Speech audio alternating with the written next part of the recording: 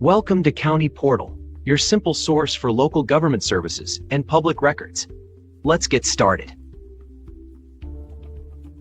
Getting a package from the IRS can be a nerve-wracking experience. Most of us are used to seeing a thin, letter-sized envelope, and anything bigger immediately feels like bad news. But before you panic, you should know that a package from the IRS is rarely a tax bill. In fact, it often means something completely different.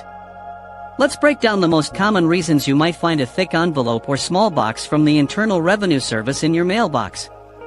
The number one reason is often the most boring one: you asked for it. Well, maybe you or your accountant did. If you requested specific tax forms, instructions, or informational publications from the IRS website or by phone, they will mail them to you.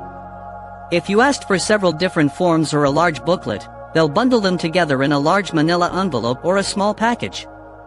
This is simply the IRS fulfilling your request for materials. It's not an audit notice or a demand for payment. A more serious, but very important, reason is for identity verification. Tax-related identity theft is a huge problem.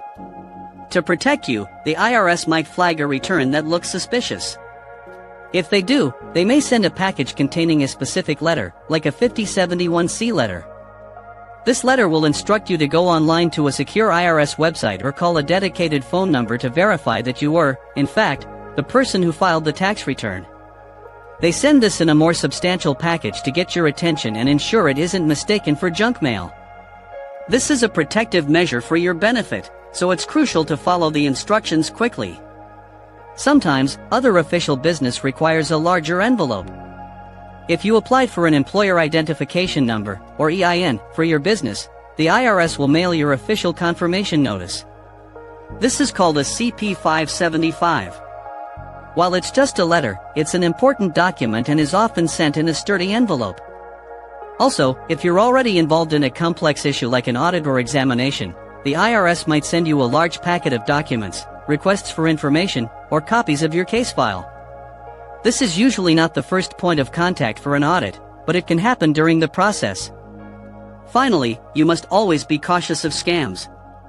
Scammers are getting very sophisticated and can create official-looking packages. A major red flag is the method of payment requested.